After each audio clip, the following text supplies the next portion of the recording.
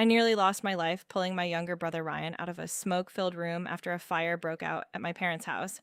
But while I was lying in intensive care, struggling to breathe, my mother told the hospital, Ryan needs us more. Alora has doctors with her.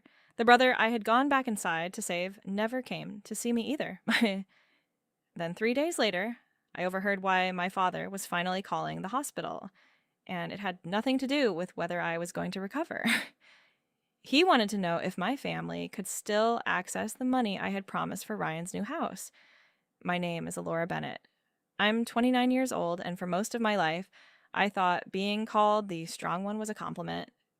I grew up in Cincinnati with my younger brother Ryan and our parents, Linda and Mark.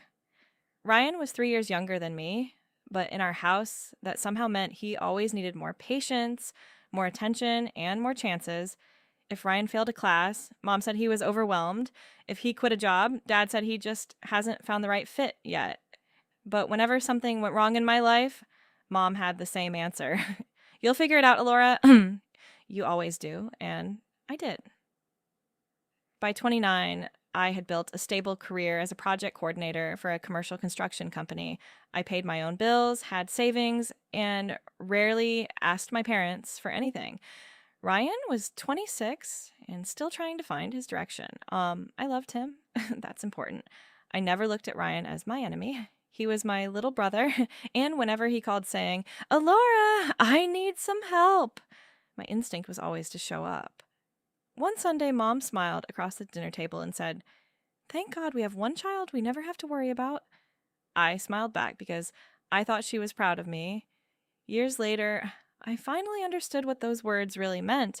They never worried about me because they had decided I would always survive without them. Helping my family never felt like a burden at first. It happened one problem at a time until, without realizing it, I had become the person everyone called when money got tight. When Dad's hours were cut for several months, I covered $8,400 in mortgage payments and household bills. Mom hugged me and said, I don't know what we'd do without you. I remember feeling good hearing that. Then Ryan left a technical training program with $11,700 still hanging over him. Dad called me that night. He made a mistake, Alora. Don't let one bad decision follow your brother for years. So I helped clear it. Later, when Ryan found a steady job but needed reliable transportation, I put $9,000 toward a used SUV. Standing outside the dealership, Ryan hugged me. I swear, Alora, I'm going to pay you back someday. Just make this count, I told him. Even when Mom needed help after surgery, it was me rearranging work, buying groceries, and driving her to appointments. Ryan showed up twice. Nobody complained. Then Ryan decided he wanted his first house. He had some savings, but his finances weren't strong enough to make the purchase work comfortably. After weeks of family conversations, I agreed to contribute $24,000 and support part of the financing. Before I agreed, I looked directly at him. Ryan, this is the last big rescue. After this, you stand on your own. He smiled and hugged me. I know. I promise. I believed him. And at that moment, I had no idea that before Ryan ever got those house keys, I would risk far more than $24,000 for him. I would risk myself. The night everything changed was a Saturday. I was at my parents' house for dinner. Mom was packing leftovers in the kitchen. Dad had turned on the television, and Ryan was in the back room sorting through boxes he planned to take to his new house. I was carrying plates toward the kitchen when I stopped. Mom, do you smell that? She looked up. Before she could answer, the smoke alarm started screaming.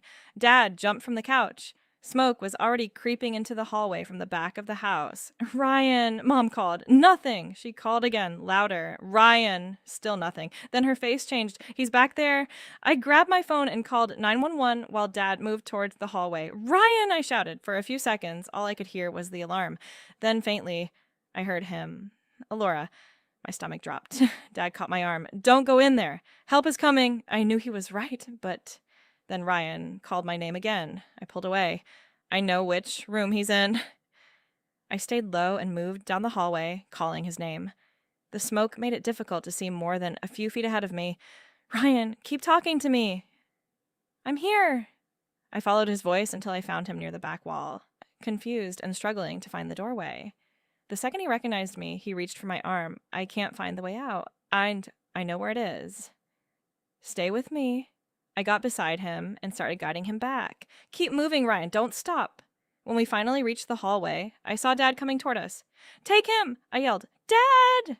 Grabbed Ryan and helped him toward the front door. For 1 second, I felt relieved he was out.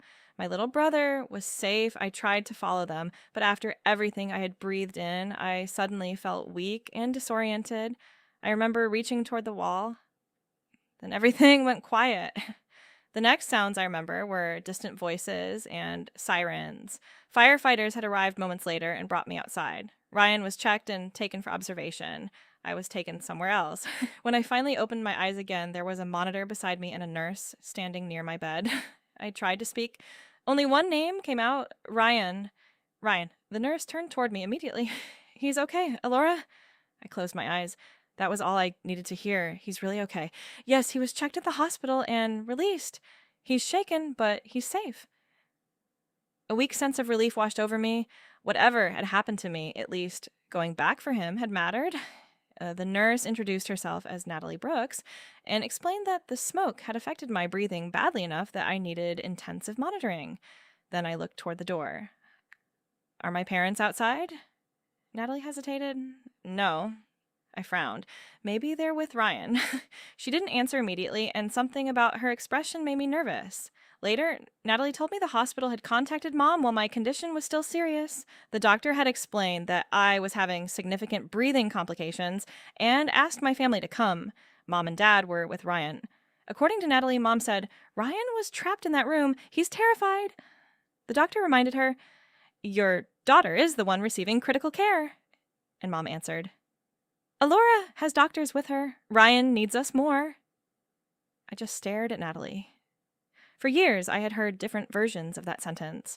Ryan needs more help. Ryan needs another chance. Ryan needs us right now. But this time was different. Ryan was safe because I had gone back for him. And somehow, even after that, he still needed my parents more than I did. What about Ryan? I asked. Did he ask to come? Natalie looked uncomfortable. I haven't spoken to him. That told me enough. That first night passed. Then, the next morning, every time footsteps slowed outside my room, I looked toward the door. Nobody came. I kept making excuses for them. Anyway, Ryan was scared. Mom was probably exhausted. Dad was probably dealing with the house, but by the third day, I couldn't keep doing it. Then the hospital phone rang. Natalie glanced at me. It's your father. For one brief second, my heart lifted. Finally, Dad was calling. I had no idea his first real concern wasn't going to be me. It was going to be Ryan's $24,000, Natalie answered first. Mr. Bennett, Alora is awake, but she's still recovering. I waited for Dad to ask how I was feeling. Instead, he said, Is she able to deal with paperwork yet? Natalie glanced at me. What paperwork? Ryan's house. Alora was supposed to put $24,000 toward it. We're getting close to the financing deadline. For a moment, I honestly thought I had misunderstood him. Natalie's expression hardened. Mr. Bennett, your daughter has been through a serious medical emergency. I know, Dad said, but Ryan could lose the house if this isn't handled. There it was again, Ryan. Even now, then, Dad asked something that finally broke whatever loyalty I still had left. If Alora can't manage her accounts right now, is there a way Linda can handle the transfer for her? I turned my face toward the window. 3 days. They had 3 days to visit me, 3 days to ask if I was scared, 3 days to sit beside me for 10 minutes.